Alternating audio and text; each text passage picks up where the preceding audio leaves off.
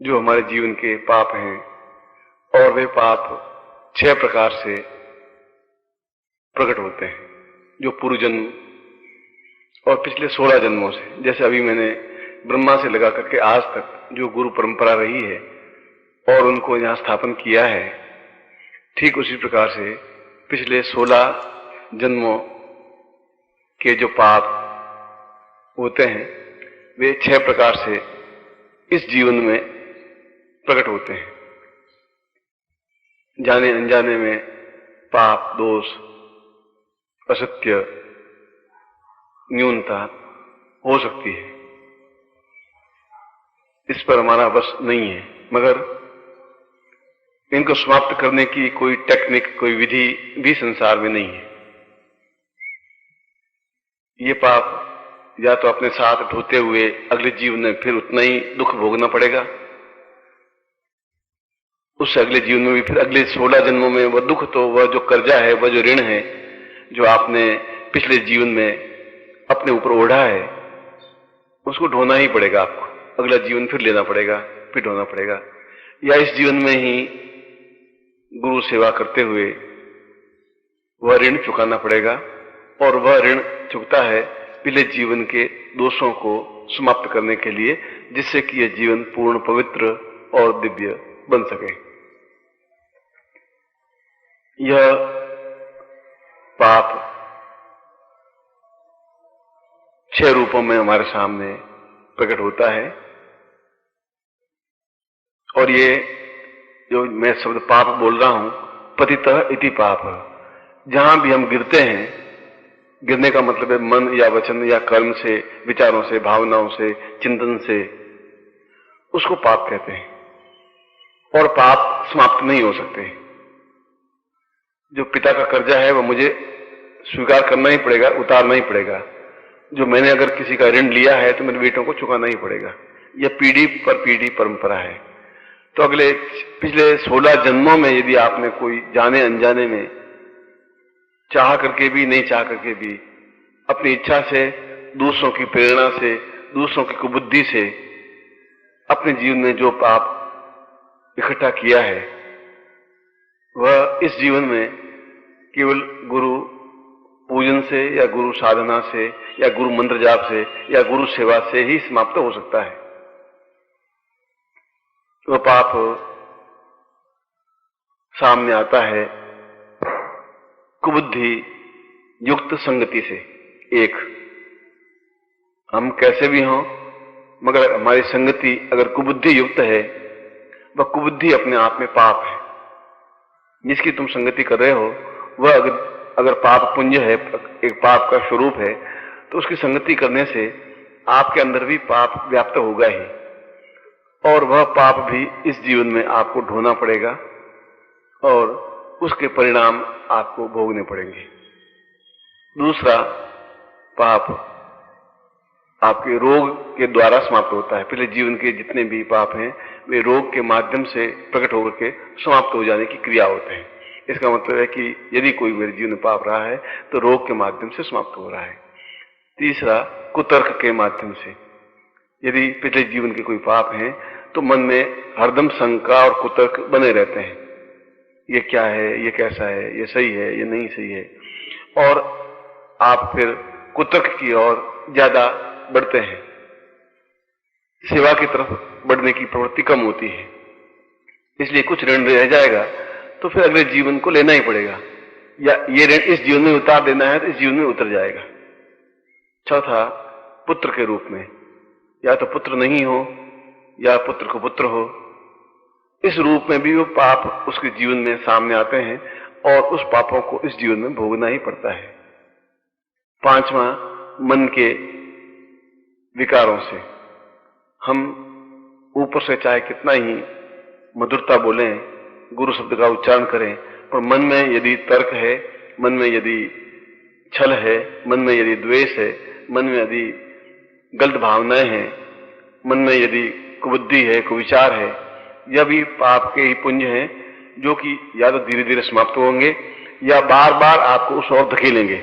आप गुरु शब्द मुंह से बोलेंगे, फिर आपकी क्रियाकलाप में वही कुबुद्धि, वही कुविचार, वही तिकड़मबाजी, वही द्वेष, वही दूसरों को भड़काने की प्रवृत्ति, इस प्रकार से भी पाप आपके सामने खड़े ही रहते हैं, वे समाप्त नहीं हो सकते। और छठा और अंतिम जो पाप आपके जीवन का है वह जीवन की न्यूनता की वजह से है। यानी आपके मन में यह इच्छा बनी रहती है कि यह भी मुझे प्राप्त हो, यह भी प्राप्त हो, यह भी प्राप्त हो, यह भी प्राप्त हो। वे सभी इच्छाएं प्राप्त नहीं हो पाती। वे जब सब इच्छाएं प्राप्त नहीं हो पाती, पूर्ण नहीं हो पाती, तो फिर आपके मन में एक मलिनता, एक न्यूनता, एक दोष, एक बुद्धि, एक विचार फिर पैदा होता है। क्योंकि इच्छाएं अनंत हैं और इन इच्छाओं की समाप्ति हो ही नहीं सकती। जो इन इच्छाओं को समाप्त कर लेता है कि जो कुछ जीवन है वह अपने आप में परिपूर्ण है, प्रभु ने बहुत अच्छा जीवन दिया है, शरीर दिया है, अच्छा वातावरण दिया है, अच्छा सूर्य दिया है, पक्षियों की चहचहाहट दी है, गुरु दिया है, गुरु का पूजन दिया है, एक सद्विचार दिए है, सद प्रेरणा दी है। यदि इसी को आप सही मान लें तो ये एक अच्छा चिंतन है। और न्यूनता मान लें कि मुझ में ये नहीं है, मेरे पास धन नहीं है, मेरे पास प्रभुता नहीं है, मेरे ये काम करना है, मेरे ये काम करना है, तो ये आपके मन की न्यूनता है जो आपके सामने खड़ी होती हैं। वे मन में तर्क या दुख या कष्ट या पीड़ा के रूप में आपके सामने इकट्ठे होते हैं। न तो कोई आपके काम आता है, न आप किसी के काम आ सकते हैं। न पुत्र आपके काम आता है, न पिता आपके काम आ सकता है, न मां आपके काम आ सकती है। यदि आपकी तकलीफ है तो आपको ही भोगनी पड़ेगी, आपकी मां या आपके पिता नहीं भोग सकते। आपका सुख है वो आप ही भोगेंगे, आपकी मां या पिता नहीं भोगेंगे। आपका असत्य और न्यूनता आप ही भोगेंगे, आपके कुविचार आप ही भोगेंगे। यानी आप जो कुछ कर रहे हैं वही आप भोगेंगे। इसलिए शंकराचार्य ने कहा कि न तातो न माता न बंधु न भ्राता। उसके पीछे उनका तर्क यही था कि हम जो कुछ कर रहे हैं, जो फसल बोएंगे, बबूल बोएंगे तो कांटे ही उगेंगे और वे कांटे हमारे पैर में चुभेंगे ही चुभेंगे। आज नहीं तो कल चुभेंगे। कल जब पेट बड़ा होगा तो वे कांटे बन करके हमारे पैरों को छेदेंगे। आज हमें पता नहीं पड़ रहा है। और गुलाब के फूल बोएंगे, गुलाब के पुष्प उगेंगे तो हमारे जीवन में पंखुड़ियां व्याप्त होंगी और एक जीवन सुगंधित सुरभित हो सकेगा।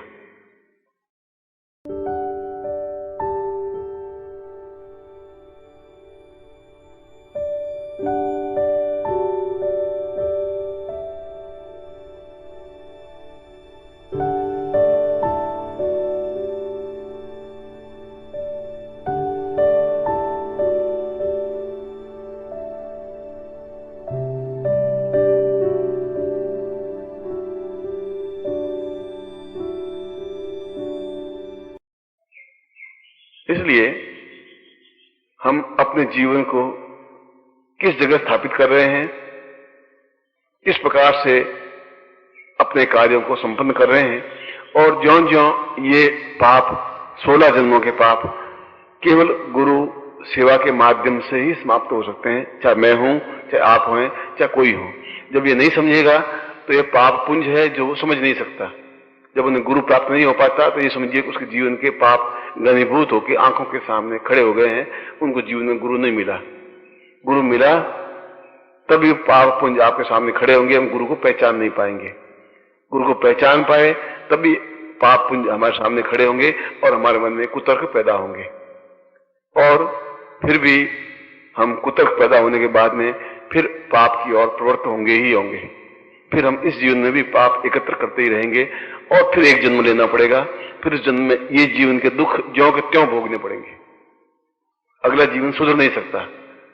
और अगला जीवन का मतलब आने वाले वर्ष, इस मृत्यु के बाद में जो जीवन प्राप्त होगा वह तो आप न देख पा रहे हैं, न देख पा रहेंगे।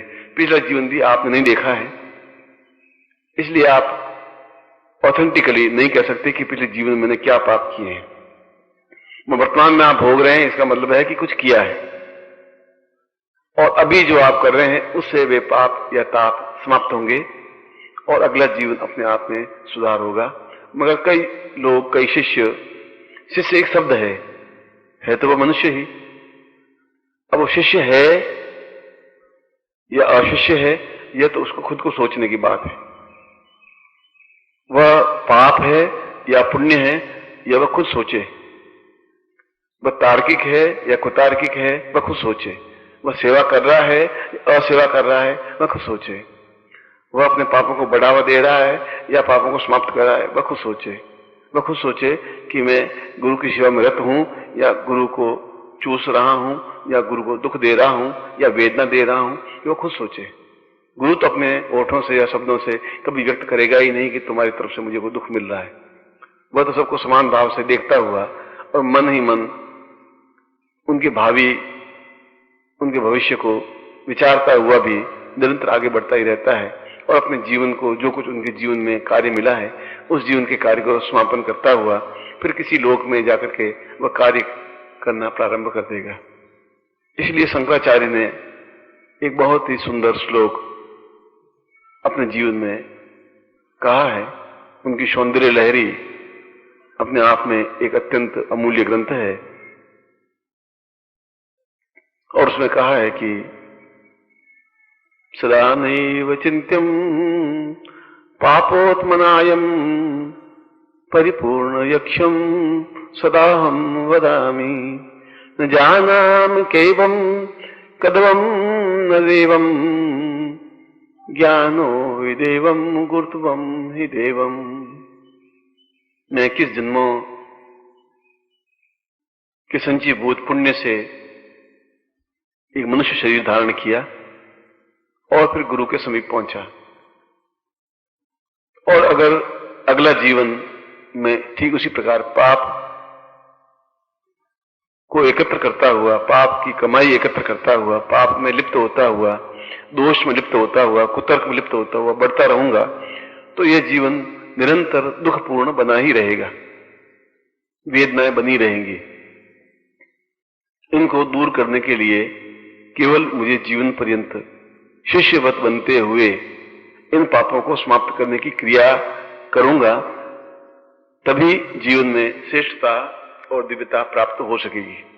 उन्होंने अपने आप को शिष्य बता करके दूसरे शिष्यों को एक प्रेरणा दी है, एक चिंतन दिया है, ज्ञान दिया है, एक विचार दी है, एक धारणा दिया है और बताया है कि सब कुछ सुविधाएं होते हुए भी आदमी दुख क्यों प्राप्त करता है।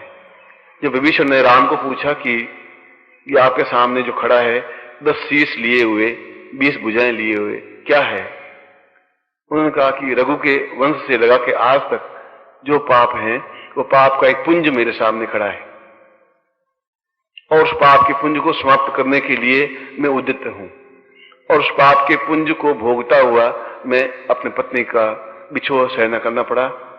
उस पाप पुंज को समाप्त करने के लिए भाई आज मूर्छित है, उसको मैं सहन कर रहा हूं और उस पाप के पुंज को समाप्त करने के लिए उस पाप जो तीर छोड़ रहा है वो मेरे शरीर में बिंद रहे हैं। इसलिए इस जीवन में मुझे पाप समाप्त कर देने हैं, क्योंकि ये मेरे पाप नहीं है, ये रघु के वंश से लगा करके मेरे 8वीं पीढ़ी पहले से लगा करके आज तक जिन्होंने जिस प्रकार से पाप किए वो पुंज बन करके, वह एक आकार बन करके, वह रावण बन करके मेरे सामने खड़ा है। आपके सामने भी ठीक ऐसी ही क्रिया है। आपके संगति, आपकी धारणा, आपका विचार, आपकी न्यूनता, आपका मन का घटियापन, वो पाप पुंज बन करके ही आपके सामने खड़ा होता है और आप अपने आप को ज्यादा बुद्धिमान, ज्यादा योग्य, ज्यादा चतुर समझते हैं और समझते हुए या तो पापों की वृद्धि कर रहे हैं या पापों की समाप्ति कर रहे हैं। ये आप स्वयं अपने सामने एक न एक दिन ऐसा आएगा जब पाप अपने आप में पुंज बन करके आपके सामने खड़ा होगा ही होगा। उसमें आपके सामने पश्चाताप के अलावा कुछ रहेगा नहीं और ये जीवन अपने आप में व्यर्थ चला जाएगा। या तो आप भगवान शंकराचार्य भी एक आचार्य बनकर के जीवन में धन, यश, मान, पैसा, पुत्र प्राप्त कर सकते थे।